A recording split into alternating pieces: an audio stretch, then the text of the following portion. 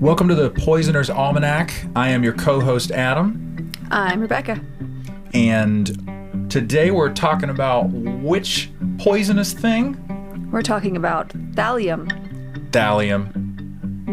All the cool kids We're messing with thallium. Well, we're going to talk about thallium. We might mention antimony a bit. They're both, Antimony, metallic poisonous. So anyway, and then I'm going to get back to some more plant-based poisons because, Well, yeah. these are some of the heavy metals, but they Sure. are very poisonous indeed. Exactly. This is pertinent. Have been used in quite a few crimes, accidental contamination, lots of different issues. So they're definitely worth knowing about. So for you plant poison snobs, okay, we're going to get back to the plant-based poisons soon. Yeah. And eventually we'll be talking about some toxins that come from venomous creatures as well. So that's exciting. We're going to talk about a lot of different stuff coming up. Amazing.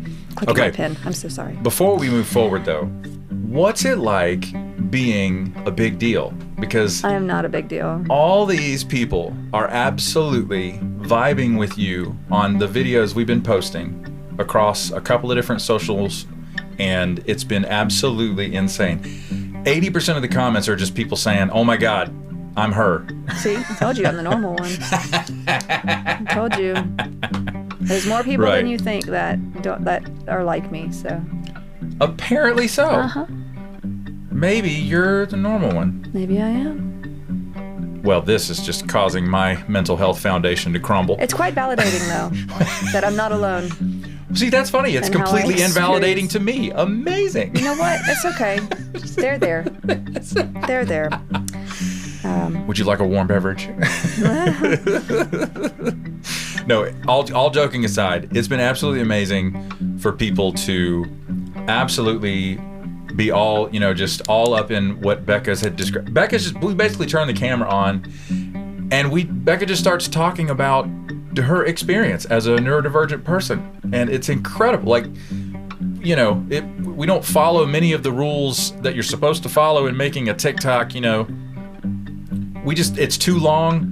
It's, story time, but people are There's like rules? all over. Well, you know what I'm saying? Like the stuff you're supposed to do to, drive up engagement and views and all that. Blah, blah, blah. I don't really care. I know. And that's what's beautiful about it. You're literally just explaining how you experience the world, and it's completely authentic, and people are vibing with it so hard. And thank you all out there for watching all these videos and commenting and interacting and sharing and all that good stuff. We really appreciate it. Can we talk about poison now? Yeah, let's talk about poison. Enough about that. Poisons. Thallium. Okay, so thallium is it's on your lovely periodic table of elements. It is also known as the poisoner's poison, which feels kind of cheesy to me. I feel like we could have done better with that, but here we are. We could have done better with that. We could have done better with that, yeah. Oh, that's perfect. Its actual name comes from the Greek word thalos, not Thanos. Thalos. Super close, though. Thanos comes from, I think, was it? I don't know. There was a poem. Hang on. Now I gotta find it. There's a poem because Thanos is it means death. Thanos. Thanos means death. Does it really? I didn't know that. Yeah. Bear with us, listening audience. Look, I need to know now. Thanos. There's a poem. I know there is. This portion of the program brought to you by the internet. Poem. Thanatopsis. Okay. Yes, Thanatopsis by William Cullen Bryant. So if you like poetry and you haven't heard of that, go for it. It talks about how death is a natural part of life. Anyway, not to get morbid, but yeah, that was a rabbit trail all on its own. But we're not talking about Thanos. We're talking about Thallos, which means green shoot or green twig, because when thallium is heated, it gives off this green color. Oh. So I think you told me that a little while when you started that research. Yeah, Okay. so that's where the name comes from. Sorry I went off on that little rabbit trail, but if I did not look that up, it was not going to leave me alone. No. Okay. Can confirm. This element was actually discovered using flame spectroscopy in the early 1860s, which it sounds really amazing because you wouldn't think that we were doing that kind of stuff back then. But This was a thing in the 1860s. Oh, yeah, I'm familiar yeah. with spectroscopy. Mm-hmm. That's crazy. We were doing that kind of stuff even back then, it looks like. Interesting. It's a heavy metal that is soft and can easily be cut with a knife at room temperature. It's very like malleable and sectile. What word did you just say? Sectile. Sectile? Sectile. What does that mean? It means it can be cut easily. Does it really? I'm going to look that up too. What a fun word. I know the word, but do I know what it means? This metal is so sectilian. Wow, I don't know if that's a word. Sectile. Is that able to be cut smoothly. Like wrapping paper for everyone else. I can't seem to do the glide. Anyway. Well, you're just not special like the rest of us. So, where was I? Sectile. Sectile. That's Word fun of to the say. day. Sectile. It is very toxic, even at low doses, and can be easily absorbed through the skin and lungs when heated, like from the inhaling the vapors that come off of it. Okay. It's also toxic if ingested, obviously. It's pretty toxic. Thallium destroys human cells, including your nerve cells, including your hair follicles. In fact, one of the key symptoms when it comes to recognizing thallium poisoning is hair loss, like sudden, complete hair loss. Wait, have I been poisoned with thallium? I'm losing my hair. No, you would know because it's pretty bad.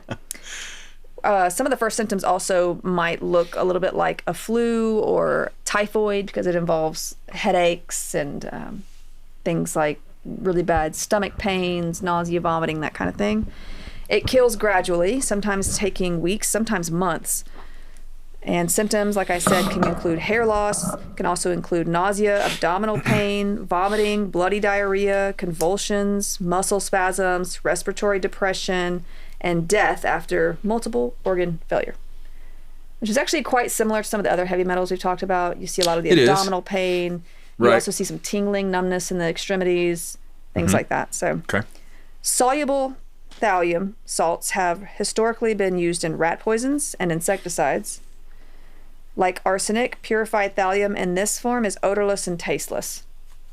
Okay, I can't help but think of iocane powder. Yeah.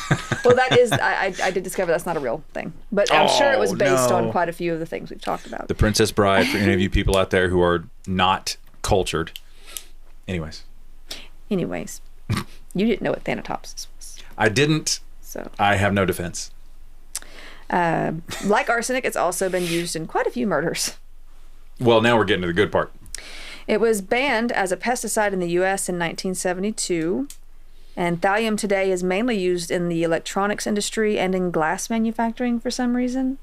Okay. So if you work in glass manufacturing, I didn't know that. Okay. OSHA, you know what OSHA is? I do. Has set the legal exposure limit in the workplace at 0.1 milligrams per square meter. And that's for skin exposure, and I imagine if it's heated, being around it in general. Over an 8-hour workday. It's considered immediately life-threatening at levels of 15 milligrams per square meter. Okay. So, now there have been some concerns from the EPA about sources of thallium pollution, and you'll notice like a lot of these were banned in like the 70s when like the EPA was really coming up. Lots of things were able to be banned when the EPA was created. Before that, you can imagine how much people were sort of getting this into their system. Not just this, but other poisons as well. I so enjoy being 50 years post the creation of the EPA. Yeah. I really do. So, there's been some concern about thallium pollution from cement factories, coal burning, power plants, and metal sewers, like old metal sewers. Also through leaching from ore processing facilities into the water. Wow. Because if and when this substance is released into air, water, and soil, it can take a long time to break down. Also, plants absorb it pretty readily. So if you eat those plants and it's, You mean plants can absorb it, but it doesn't kill a plant? But it kind of accumulates so that if you end up eating that So a particular crop thing. could be contaminated with Yes. thallium, and then people or Yes. animals could ingest it. Yes. Okay. Also, if an animal ingests it, is it a bioaccumulation? Is that what it's called? When like an animal takes in a poison, they accumulate it, and then up the food chain, it just accumulates. Oh, it has a term like that? I didn't know that. I Okay. took this class in college called Biology of Pollution. I remember this. It was a great class. It was. You taught me so much. Yeah. You came home from that class so many days and told me so many cool things. It was great. It was a great class. Now, plants can absorb it. It can also build up, like I said, in the foods we eat, like fish. So fish can, that's kind of like with the mercury situation. You got like the tuna, all these like heavy muscular fish that are absorbing it and holding it in their muscles. Yes. Yeah. So it can stay in there for a long time. And then if you eat it, you can be, Totally. poisoned by it too. Birds do that too. They bioaccumulate. Right. We ingest those things and we don't bioaccumulate. We just get contaminated. Yeah, I mean, it can accumulate within you, but it's going to take a less. Right. less We're much more dosage, closer to yeah. illness than. Gotcha. Mm-hmm. Now, As if I Prussian- didn't have enough to worry about. Well, there Please you go. continue. Now, don't get. I mean, like I eat fish all the time. It's So no do big I. deal. It's no big deal. Like, it's not like, oh gosh, if you eat a piece of fish, you might die tomorrow. No, it's not. No. I'm not trying to say that. Like, it's the mercury situation. That's why they say, like, especially with pregnant like women, you shouldn't eat tuna too often. Like, eat it like maybe once a week at most. Yes, you've mentioned That this kind before. of thing. Also with because you can get a high mercury content in like tuna and like things, not tuna, but like tuna, but also Shellfish. and sushi. There's other things to worry about with sushi too, like certain bacterial infections. Sure. But Never trust cheap sushi, folks. yeah. Sushi's great though. I do love sushi. It's great. Now, Prussian blue is the substance that they use to absorb this poison, like as a treatment. So you can, you would Excuse me. Prussian blue. I know. No, ma'am. That is not what know. Prussian blue is. It is Listen, though. It's used you as a listen medicine. to me. No. You listen to me. That is a color that Bob Ross uses, and that is what it is. Well, it also is used in the medical How field dare you. to absorb poisons within a body. And another thing, we don't make mistakes. We have happy little accidents. Yeah, well, you will have a happy little accident if you ingest this, because then you defecate the poison out of your system. And it's probably blue. Who knows? I'm willing to That agree. last part is just an assumption. I'm willing to agree to disagree.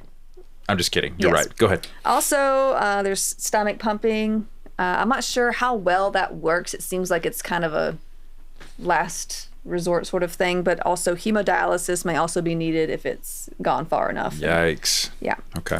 Now, I've got a couple of cases I want to talk about with this poison, and they kind of span across a few different countries. Let's do it. I try to get some I'm so some excited. different places involved. This is like opening a present on Christmas morning. Okay, so Hearing all this great research you put together.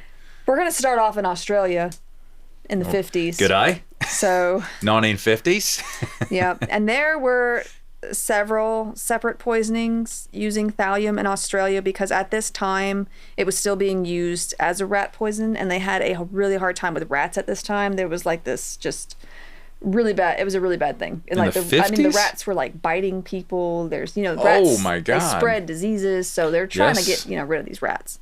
Well, everything in Australia can kill you. Well, yes, That's including the- the rats. That's the meme. So, yeah, so they were still using this as a rat poison. So it was very easily accessible. Sure. You've also got, you're going to see a trend here too. Most of these cases involve women using this poison. Poisoning their husbands. But a lot of these husbands were also either,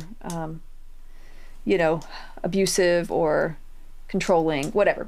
I'm in danger. no. If you just don't like me a little bit, you know exactly what to do. I do, but you're not abusive or controlling. Oh, thank you. So stay nice. Man, coming on to me on the podcast. Stay nice. Okay. Oh, you're warning me. That's what this is. Stay nice.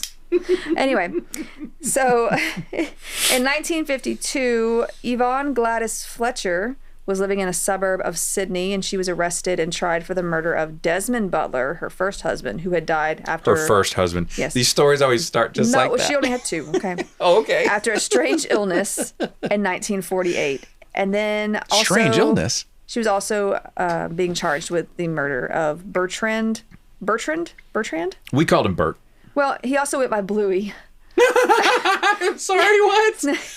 Sorry for those of you who love that show, but this guy also went by Bluey. An Australian named Bluey, huh? Maybe that's like, it means, I don't know if it means A common something different. nickname or something? I don't know. Well, Fletcher is his last name, so that's where she got her last name. So that's her second hilarious. husband. So He was called Bluey. Bertrand or Bluey. $5. Am I saying that name wrong? Bertrand. It feels weird in my mouth. Bertrand. Bertrand? That's it. Birdie? Anyway, Yeah. he happened to be a rat bait layer. Perfect. So, yeah. Dude. He was also known to be quite abusive. And after he died of the same strange Basically, illness... he did this to himself. I mean, he had it coming. Okay. So after he died of the same strange illness, it was noticed and pointed out by friends and neighbors. I mean, they kind of ratted her out. Get it? Ratted her out. See what I did there? Police tested Bertie and later found the first husband after exhuming him. They tested him too, and they found thallium in both of them. Okay. Okay. She was found guilty and sentenced to death, but it was commuted to life in prison after the death penalty was abolished there, and she was released in 1964 for some reason. I mean, hey, maybe she stopped getting married at that point. I don't know, but it sounds like her best bet at that point. Wow. Okay. Okay. Another case in 1952, so we're talking about like the same year, in Australia involved Ruby Norton, which is kind of funny because my mother's maiden name is Norton. It is. Wasn't there a Ruby in your mom's family? I don't know. Why do I feel like there was? There could have been. All right. So she was tried for murdering her daughter's fiance using thallium. She apparently hated the men in her family, which is kind of funny because that's reminiscent of my family. Dude, that's a Norton trait. I tell you. And simply wanted this one gone. I'm in danger. She was actually acquitted. Was she? So yeah, she was acquitted. How? I don't know all the details of this one. What did he say? So there you go. Okay. And maybe they just didn't have enough evidence. Not enough evidence to convict. They're pretty sure it was, yeah. All I hear is Buzz's monologue from Home Alone. They're pretty sure she was the one who did it, but they didn't have enough evidence, probably. Okay. Now, in 1953, Veronica Monty was tried for the attempted murder of Alan Williams. He was her son-in-law who had recently been treated for thallium poisoning. Turns out that Veronica had been having an affair with her daughter's husband. Ew. Okay. Ew. Immediately no. Ew.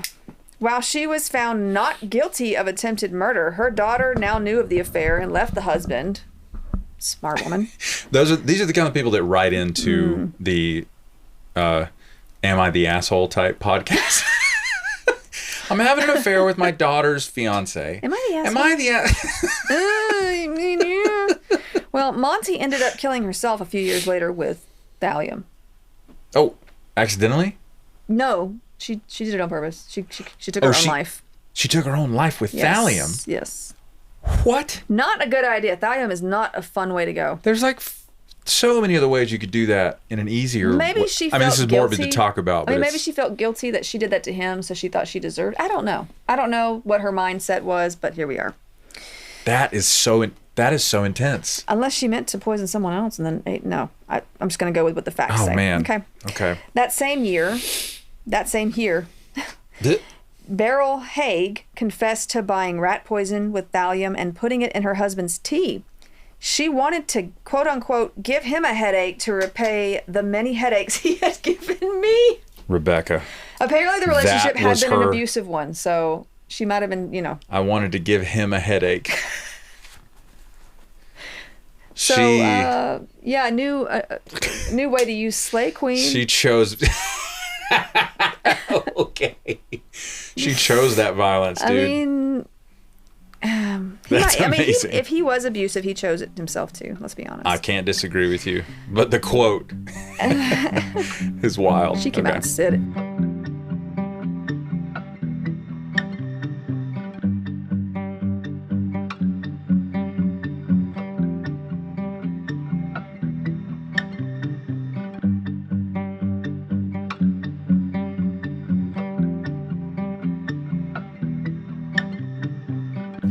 That same year, Caroline Grills was given a life sentence for the murder of 4 family members and the attempted murder of 3 more. Her motive was to receive inheritances and live comfortably.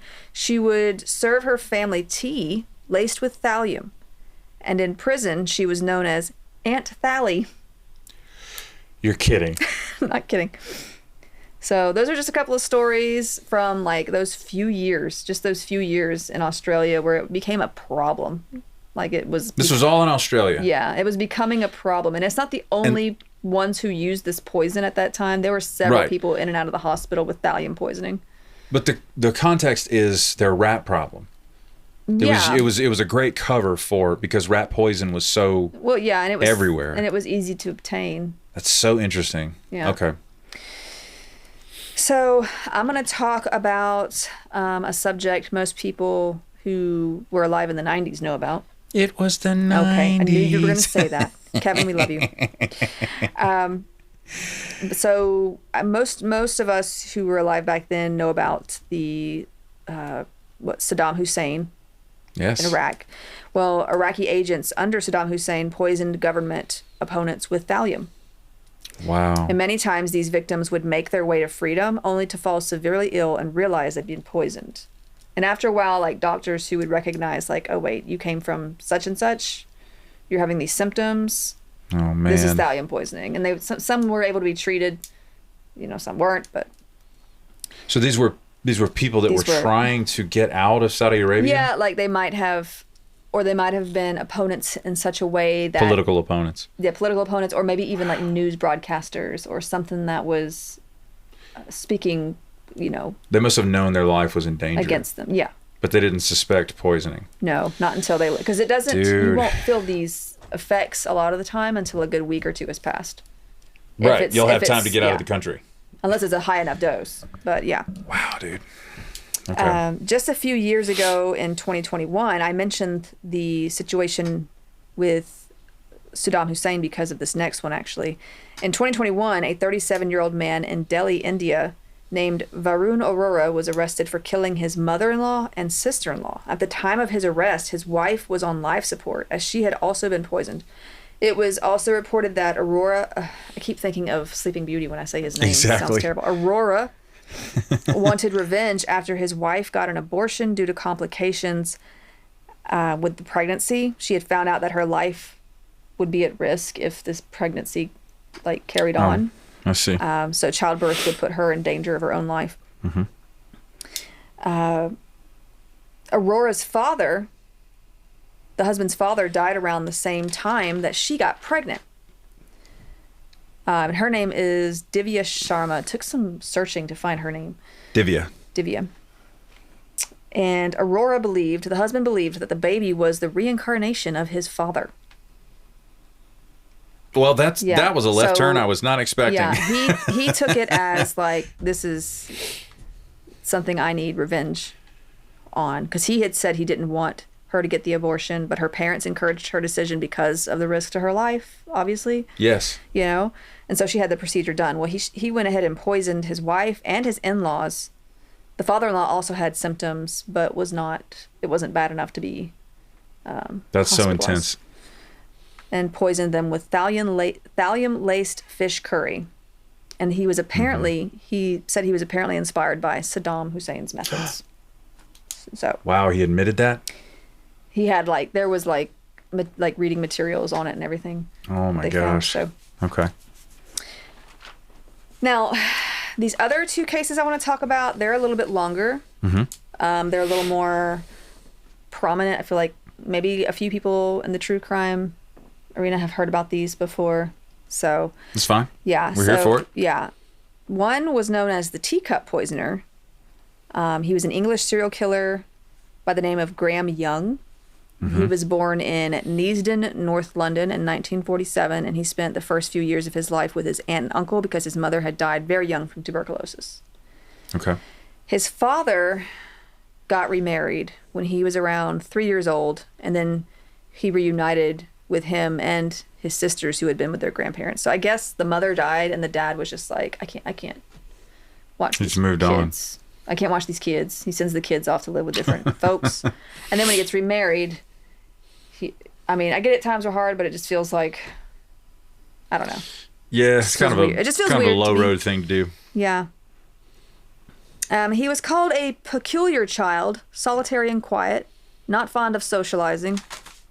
Oh, I feel a bit attacked. The listeners can't see Becca's face when she read that line. I feel attacked. Oh, man. So Oh, I'm not a serial killer, I promise. you are not. He enjoyed reading the accounts of various murders.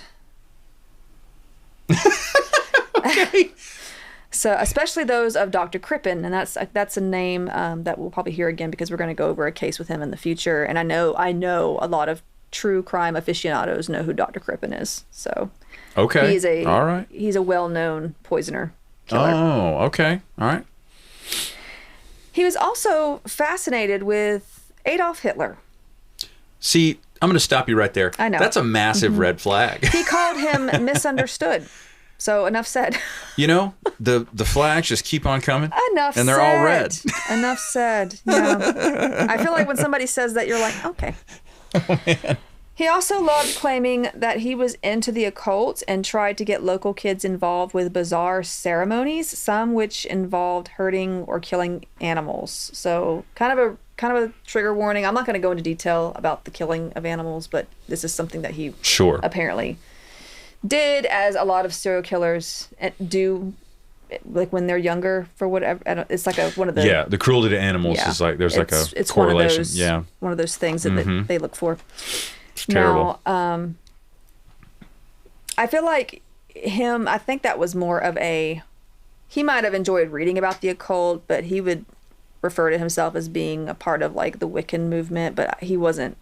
I think he was just making excuses to hurt animals because that's not something Wiccans do. Yeah. There's something sinister going on. Yeah, Wiccans are typically respectful of. No, they wouldn't do that. Yeah, like this isn't. He's not a part of that faith. Yeah, so he's simply using this as an excuse to have control and power over something that's defenseless, in my opinion. There it is. Yeah, that's what he said he was doing. Mm-hmm. He was also obsessed with chemistry and toxicology. Nothing wrong with that. It's just when you involve... Unless you're trying to kill people. Oh yeah, if you know somebody who loves that, great. If they're also into, I don't know, killing animals, like cats. Have I mentioned the red flags? There's some red flags going on. Yeah.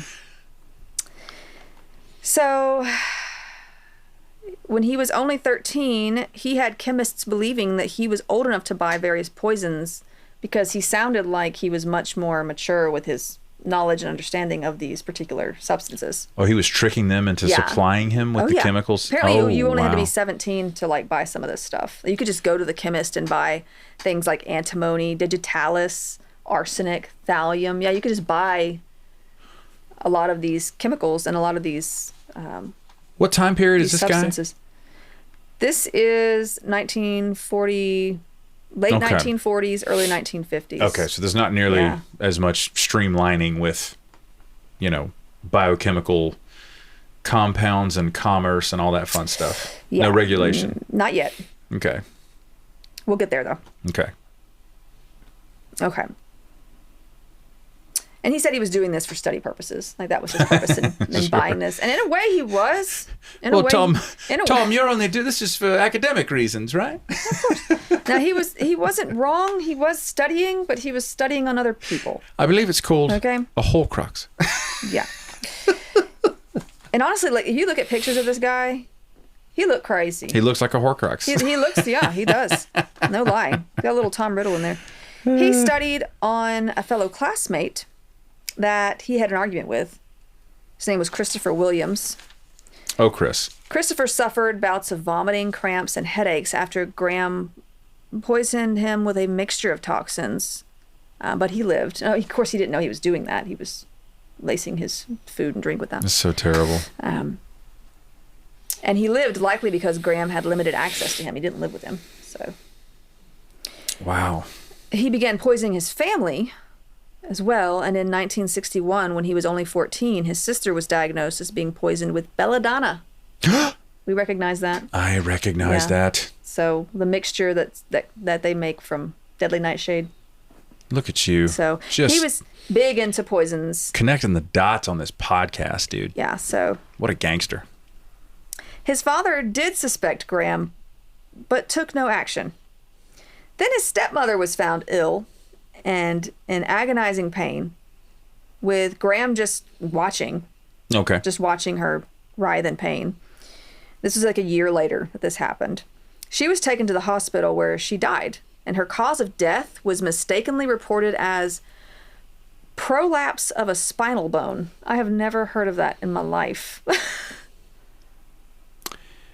I mean, it could even happen in your neck, and that still wouldn't be a cause of death. Yeah, I'm just... Anyway, I'm thinking maybe they found something messed up in her spine because of her writhing in pain so much. Like, it was really, like, she was agonizing in pain, or maybe she had a previous... At least they didn't call it hysterics. Well, we'll get there too. Oh, will we? Yeah. I'm so excited. We're going to get there too. It's probably her uterus. I don't know. It's 1941. Anyway, yeah, it's a strange... I've never seen somebody report a death as prolapse I'm a of man. spinal bone. I don't care what happens to women. Oh, God. Now you're really going to be poisoned. And she was cremated. I'm joking, by the way, just so the listener knows. She was cremated at Graham's suggestion, and I put a question mark next to that because I'm like, he's 14. Why does he get to decide what happens to her body? Anyway, that is so strange. That's what the report said. My man is a high-functioning sociopath. He is, I'd say psychopath at this point. Do your research. Anyway, later they would find out that Graham had actually been poisoning his stepmother, who he despised, with antimony. You don't say. With antimony for a while. I believe we say antimony. It's, oh my gosh, don't do that. That hurts my soul to call it that. Okay. He believed her body was getting used to the poison, so he decided to use thallium instead that time. And that did the trick, apparently. This man is a criminal. Yeah, and he enjoys watching his victims suffer. And that is, yes. So he enjoys this. It's too much. His father began having bouts of vomiting and cramping soon after this, sometimes severe, and he was diagnosed with antimony poison. I'm just scared that you're going to say that word wrong again. I shan't. And yeah, he still refused to believe that his son was responsible. That's part of the problem. Yeah. Now, it was Graham Young's chemistry teacher that actually contacted police once he found various poisons and materials about famous poison cases in his desk. Right. So, yeah. Amazing. The teacher called the cops. Rightly so. Somebody had to. Yeah. So Graham Young was evaluated by a psychiatrist, and I don't know how psychiatry was doing at this point in time. I'm so interested in the outcome of this evaluation. I don't have like detailed notes on the evaluation itself. A high-functioning psychopath teenager being evaluated in the 40s. Yeah, by another man, most likely. Yeah, well, that's something I haven't done that much research on, is psychiatry at this time period. Oh man, that's a whole other podcast. I'd like to, yeah. So he was evaluated before being arrested, and he actually confessed to poisoning his father, his sister, and that classmate. But there was no evidence that remained concerning his stepmother because she was cremated, so they couldn't bring murder charges against him. Okay. Wow. So instead of being sentenced to prison, he was committed to a maximum security hospital. He's still 14 at this point. Okay, he's 14 years old. He's already done all this. Oh, so the psych evaluation must have said he has some sort of... He's got some issues. Insanity. I didn't see any details about that evaluation specifically. Right. But because of that evaluation, he got sent to this hospital. But this is premeditated murder. Well, he hasn't... Well, I mean, he did kill the stepmother, but they don't have evidence to show that he did. But yeah, he's... Oh, that's right. Okay. Yeah. But he did attempt to do so to his father and sister, and he poisoned them. I mean... Okay. So... Now, he was committed to this hospital for 15 years. That was the sentence given to him. Mm-hmm. Within weeks of being there, a fellow inmate died by cyanide poisoning. And Okay. Even though Graham Young told them that he had extracted cyanide from the laurel bushes outside the facility, which you can apparently do, this was not... Extracted? Yeah. What?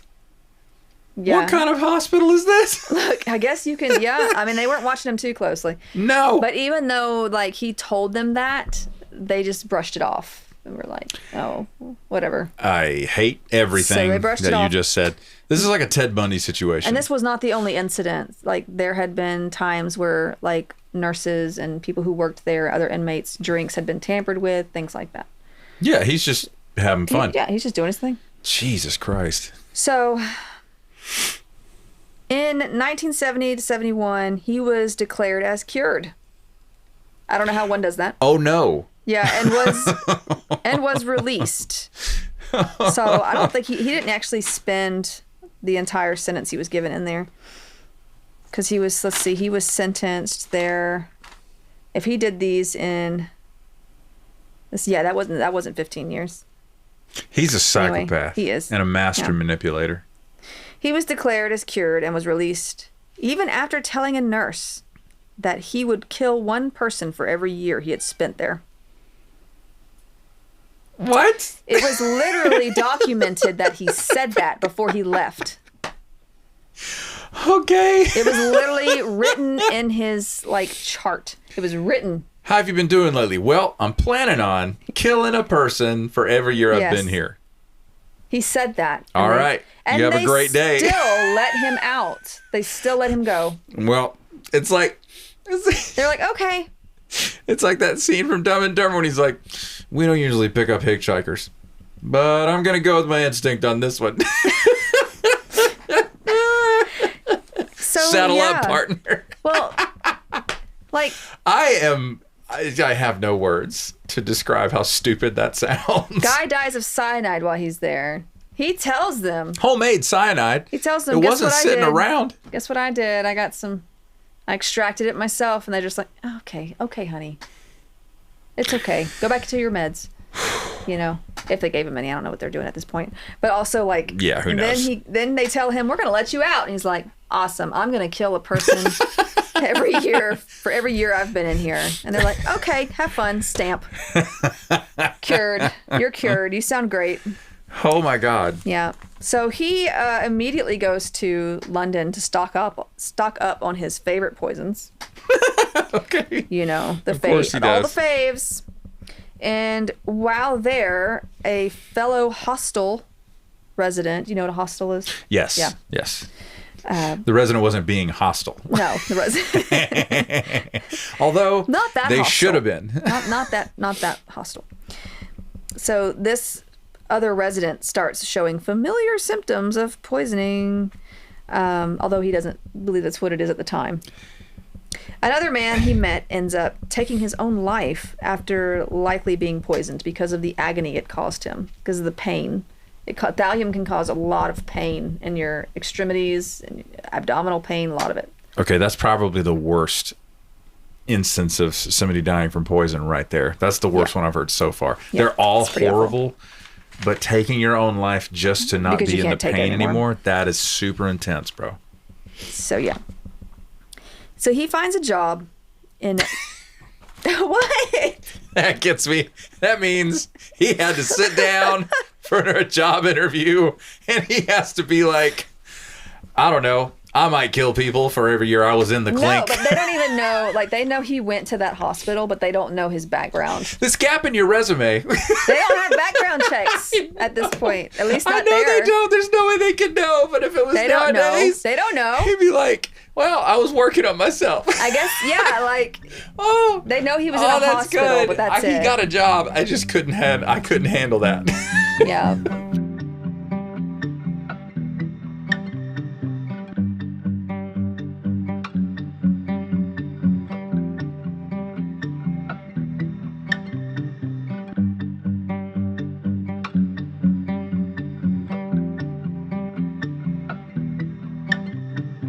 If you've ever went to a interview and they didn't give you the job, just know that this guy got a job. Okay.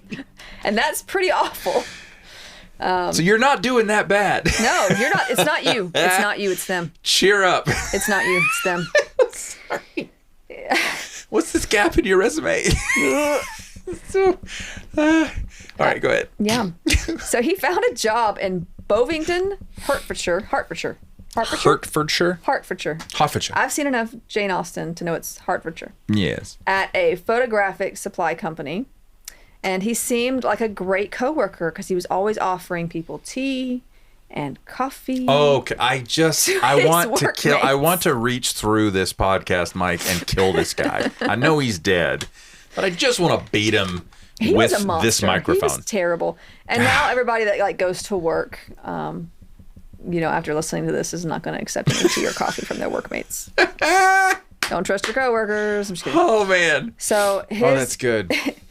When I worked at the VA, we had a class where we had to like sort of recognize threats because there was like a guy that apparently walked into a VA before I worked there, not the one I was working at, but at a VA facility. He walked in with this box that looked like roses. Yeah, the box actually had a rifle in it, and he was there to like do some stuff. So we had to take this. We had to take classes on self-defense and how to recognize threats. And yeah, it's just it's one red flag after another. It kind of reminds me of that's, I don't know. Oh man. Kind of, just being cautious while you're at work. This has been a wild ride, this podcast. His boss, his name was Bob Eagle, it looks like. Dumber than a box of rocks, but go ahead. His boss began to suffer from severe cramps and dizziness that seemed to go away when he took time off, but then came back once he returned. It's because somebody different was making his coffee or tea at home. Oh my God. So a stomach bug seemed to be going around. I feel like I'm about to start suffering from all these symptoms, from listening to this story. Oh, go ahead. Yeah, just psychosomatically. Yeah. That's another word we're gonna use in a minute, by the way. So there was a stomach bug that seemed to be going around the area. So no one was suspecting poison at the time. Not that you would anyway. Not normal people don't go around poisoning people. No. Also, if you're listening to this, I should probably put a disclaimer. Don't poison people.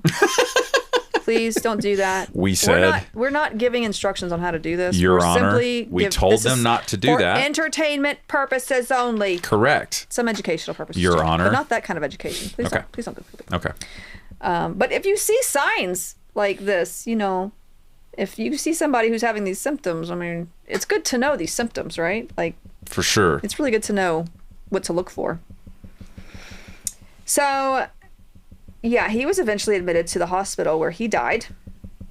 Cause of death was listed as pneumonia because we didn't really know much back then when it came to trying to figure out how somebody died. It's crazy. Other workers began experiencing similar symptoms, and they just thought it was this stomach bug going around. They just thought, hey, I mean... The stomach bug that kills everyone? That one? Well, Now, hey, some people can die of dehydration with a real serious stomach bug. Yeah, I know, but I mean... I have to remember, this is 50 years ago, 60 years ago. Yeah. This is way before so much advancement. Yeah. But this had been more than 50 years ago. It's 2024 now. Right, okay. I mean, the 90s was the 70s when he got out of... The 90s were 30 years ago. Okay. Yeah. Gotcha. Early 70s. Which seems like it wasn't that long ago for this kind of thing to be happening, but still. Mm-hmm. Now, Fred Biggs was a 60-year-old worker. He was admitted to the hospital for, quote-unquote, nervous diseases. So there's, I get those every time I got to go to work. He doesn't have a uterus, so he's not hysterical, but he's got nervous diseases. See? It's totally different, babe. Now, with concerns rising at the firm, apparently they had an on-site doctor, and they still weren't figuring this out. But the on-site doctor tried reassuring workers that everything involving the job was safe, that they were going by all the protocols and everything. That's when Graham Young openly brought up the fact that thallium was used in the photographic process and could be to blame. Like, he was literally like, hey, what about thallium? Hey, what about thallium? Like, he just really wants to be recognized at this point. Oh, he can't help himself. Oh, yeah. Like, he's... you'll start to see, too... This is twisted. So he just volunteers that information. Yeah, he just volunteers it. What? In fact, he challenges the guy on it. A psychopath. Mm-hmm. Okay. It's almost like he's annoyed that something else is, that he's, that this isn't. He's not going to get credit. Right. Yeah. Like he's not to blame for it. So the doctor becomes suspicious, as you would. Wow. And told this to the police, told them about this incident. And that's when they finally went back and looked at his background and also discovered that he had a stock of poisons. And also he had detailed diaries listing the people he had poisoned, the dosages he had given them, and their reactions. So he was studying people while they were going through this. That's what he was doing. So he was right when he said this is for, study purposes, but he was studying on human beings. Right. Yeah. Oh my God. So. He's a psycho. So he was finally arrested in 1971. So he really hadn't been out very long at all of the hospital. The gap in the resume. And he actually had some thallium on him at the time when he was arrested. Okay. So, yeah. Though he confessed, he refused to sign the confession. He really wanted to go through a trial and all that stuff. Well, of course. He wants to be famous. Yes. Well, he thoroughly enjoyed the attention that his trial brought him. What word did you just say? Thoroughly. Thoroughly? Thoroughly. You mean, thoroughly? You mean like the God of Thunder? Thoroughly. And the sparkle is in. Thoroughly? Thoroughly, yeah. Okay. I was but no, please say it your way. It's more fun. I was exaggerating it. You were? Thoroughly. He really enjoyed. Okay. Back it up. He really enjoyed the attention his trial brought to him. Now it's more fun the other way. Yeah. He pleaded not guilty to the 2 counts of murder. He did not. I hate this guy. Okay. He said he pled not guilty to 2 counts of murder, 2 counts of attempted murder, and 2 counts of administering poison. Just not guilty, man. And we're not even like talking about the 2 people that he saw in that, like when he was in London. Like they have no idea about that anyway at that time. And he truly thought he was going to get off. Even though they had like his diary entries and they had like a bunch of evidence, right? Well, so he would say this. I'm not guilty. I didn't do it. But they also called him the teacup poisoner at this time, and he was kind of mad because he didn't think that was a good enough name. Right. My man is cosplaying hard. So. Okay. Yeah, he was a little crazy. This is insanity. Well, you'll be happy to know that he was found guilty on all charges in June of 1972. Mm-hmm. And he received 4 life sentences. Now, in prison, he befriended... Wow, I can't speak today. Befriended. Befriended. Befriended. He befriended the Moors murderer, whose name was Ian Brady. I don't know much about him, but apparently he was another fan of Hitler. I don't know what it is with these guys. So they relate. They have plenty to talk about. So you got the same red flags I do. Incredible. Awesome.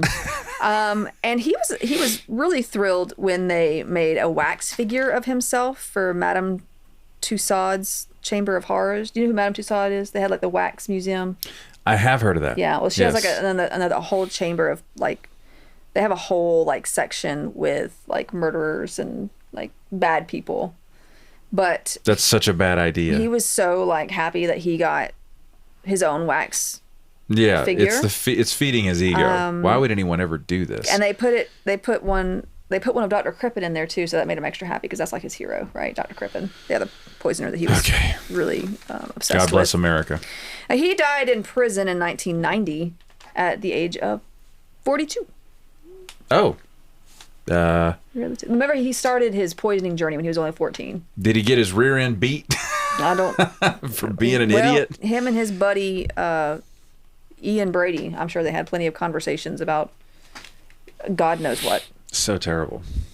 Now, his case actually led to an urgent review on the laws regarding the sale of these poisons, as they were so easy to acquire. Sure. It also led to a review of the treatment, assessment, and release of mentally unstable prisoners, and led to a reform of the way these prisoners were monitored upon release.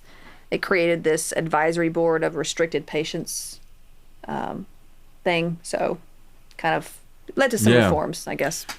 Well, he The just biggest basically being how easily it was to get some of these poisons. exactly, and the fact that he was obviously there was gobs of malicious intent, Yeah. and he got out. He wasn't sentenced to death. He got out of. What, he was sentenced to the general prison population. He was in a mental hospital, and then he's released. He's cured. There's so. Oh Yeah. my God. Well, now in 2005, there was a 16-year-old Japanese girl who was charged with poisoning her mother with thallium, and she had been fascinated by Graham Young's story. Like, she was inspired by him. Dude, okay. She even kept a blog that was similar to his journals, where she No, documented the no, dosages she gave her no. mother and her response to the poison. So that Oh was my another. God. She got found out pretty quick. I mean, her blog was An online blog? Yes. Yes. See, that's just disconnection from reality, man. I know. That is too much. I have one more case to go Okay. through. Okay. Let's do it. Now, this one has been known as the Mensa murders, not because Mensa, you know what Mensa is? Mensa is a social organization, social group it's exclusive to people who have IQs above like 98. Oh, Something like I that. never knew that. Okay. Yeah. So that's what that Is it an group acronym? You know, if I had an IQ above 98, I might know. Okay. But I don't. It's also known as the George Tripal killer. He's the killer in this story. Okay. A spoiler alert. Okay. And I do want to give trigger warnings for obviously somebody does die in this story, but there's also animal abuse, Okay. death as well. So All right.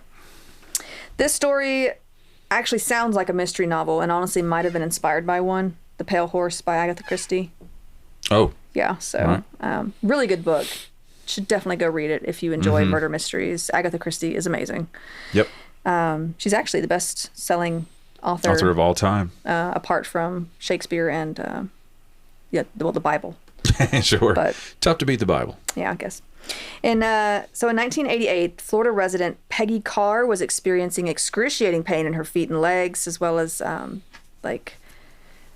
vomiting, numbness in some extremities. She had some tingling going on. The first time she went to the hospitals, as if there's more than one, to the hospital, doctors ran some tests and found nothing. So they sent her home believing it to be psychosomatic. Like, oh, it's just all in your head. That's what you meant. You were referencing Yeah. psychosomatic. Yeah. Soon Okay. afterwards, her symptoms worsened. She lost a lot of weight, lost her hair, There it is. couldn't speak, and was incredibly weak. Her teenage son and stepson were also beginning to experience similar symptoms. So the doctors decided to test for heavy metals finally and found high levels of thallium in all of them. Yeah. And this led to an investigation to find the source. And after testing the water and finding it clean, they discovered the source of the poison in Coca-Cola bottles, both opened and still sealed. After finding out that no other Coca-Cola bottles that had been sold were contaminated, they realized this had to have been done intentionally closer to home.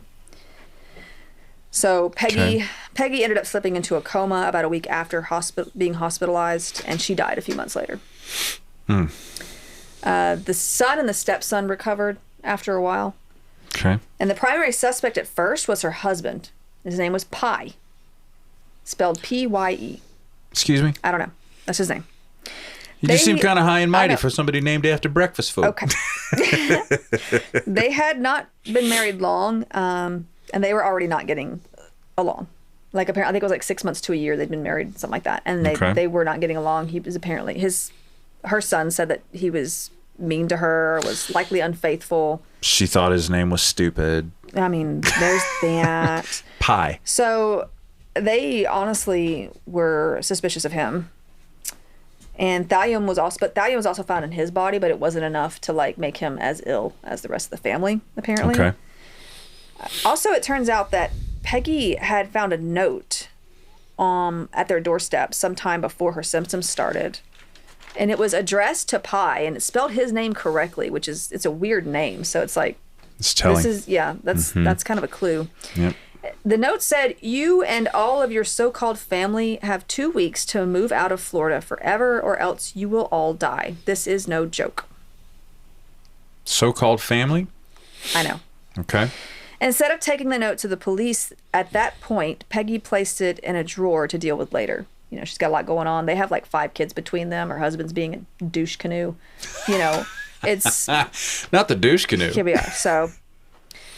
Also, their 2 dogs had died suddenly within a couple of weeks of each other, and they had started losing hair beforehand. Yeah. So... I think I know what it is. After some interviews... Whoa. I'm After some She's been interviews, drinking. Go ahead. No, I wish. Honestly, I could use a drink at this point. Investigators discovered that there had been some disputes and arguments with their neighbors, George and Diana Trepal. The confrontations were over her teenagers' music being played too loud, quote unquote. That's it? Their dogs chasing and barking at the cats, things like that. Yeah, little minor disputes. Damn kids and your rock music. He would come over in a tantrum, cussing and shouting, apparently, just off the handle, just completely losing it. Now, George Trepal denies having any knowledge of chemistry or poisons whatsoever, but when asked why he thought someone would try to poison the cars, he stated perhaps to get them to move. Okay. That's just a weird thing to say, and also it's very... You have the right to remain silent. It's coincidentally close to what was said in that note. What was written in the note? Yeah. Uh-huh. So, you know, they've been looking at her husband. How do you spell pie? They've been looking at, you know, Pi, the husband, but there's really no evidence against, and he brought them that note that Peggy had in the drawer. So while they still had him on the list, they were starting to realize, oh no, these neighbors over here sound a little sus. Now, both of the Trepals had high enough IQs to be a part of the Mensa Society. Like, they were both very smart. Okay. He was a software developer, and she was an orthopedic surgeon. She was a doctor. Well, okay. Yeah. So... Sworn to do no harm, I tell you. Yeah. So, his claim to know nothing about chemistry, though, had been found to be a lie. Because when investigators did a background check, and I don't know why you would lie about this. Anyway, they discovered that he had once been involved in a meth ring. Okay. He's Walter White. Let's go. Now, I don't know if you know this, but thallium is considered a byproduct of meth manufacturing. Is it really? Yeah. He went to prison for 3 years for this when caught. And he taught chemistry to other inmates. So I don't know why you would sit there and say, yeah, I don't know anything about chemistry. Sorry. Like in a formal way? Like an adult education class in the evenings? Yes. Anyway. What does the prison system like, think that these guys are going to do with chemical knowledge? Like, oh, you made math? Why don't you go teach chemistry? The more that you find out about the justice system in America, I'm not encouraged, if I can say that. Jesus Christ. Okay. Anyway, so now they do some things right. Okay, Lieutenant Susan Gorick. I have no knowledge of chemistry. They had Lieutenant Susan Gorick run surveillance on Trepal, and eventually went undercover to try to gather information and evidence, because, you know, they had a pretty good idea that they were on the right track at this point. Okay. Now, George and Diane Trepal decide to host a Mensa murder mystery weekend, because why wouldn't you? These people are psychopaths. This lady's a doctor. You have to imagine, too, like, they believe that they're smarter than everybody else. These two do. I'm not saying everybody in Mensa thinks this. I don't know anybody else in Mensa. Yeah, well, this is... they think that they're not going to get caught. They're too smart. This is hardcore... This is like narcissistic personality disorder. They have no idea how to empathize with another human being. No, they don't. Wow. So, well, at least George... I don't know much about Diane, but they're mostly going with George on this. Mm-hmm. So Detective Gorick goes disguised as someone else, because she's undercover, obviously. And the murder in this game that they're playing over the weekend was a poisoning involving a threatening note. Like, he literally just... Rebecca. He just did the same thing. So with the clues made for the game... I cannot with these two. There was a clue within the game that was written as a note... And it stated, when a death threat appears on the doorstep, Prudent people throw out all their food and watch what they eat. Hardly anyone dies from magic. There was like, they were trying to like, this weekend was about like voodoo and death. Like it was a game, right? Murder mystery weekend. There's been That's a where the murder. magic comes from. Yeah. Most items on the doorstep are just a neighbor's way of saying, I don't like you, move or else. The cops literally immediately, repeated. Okay, yeah. So he just basically told everybody, yeah, I did this.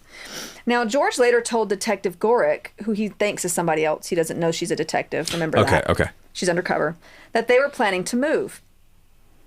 And so they were going to sell their house. And she tells them that she's looking for a house and asks, hey, maybe I can come look at your house. Now, she's giving him this story that her husband was a lawyer in Texas, mainly because she found out he hates lawyers and she just wants to kind of get him to like bond with her over that, I guess. I They're like getting her divorced. immediately. Like she says that they're getting divorced and her husband's a lawyer. Perfect. And, anyway. Oh my God. So very smart, she's trying to bond with them. And he's like, yeah, sure, you can come take a look at the house, and of course why he probably wants to move. He wants to, make sure he's not being looked at too much. Of course, lead the scene of the crime. Yeah. So she goes to view the house and she sees some strange amenities. Like there's like a secret room. I don't know. Like, Sorry. I mean, I've always wanted a secret room, but probably not for the same reason he has a secret room. I just want a library. Well, okay. Secret library. That'd be nice. That's fair.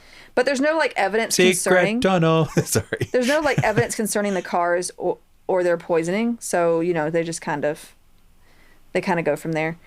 And she develops a friendship with Trapal, meeting him for lunch and picnics, trying to get close to him, right? Like she's trying to get close to him so she can get some information, hopefully. All right. Yeah. And she tells him a story about her soon-to-be ex-husband, how he was making their divorce difficult.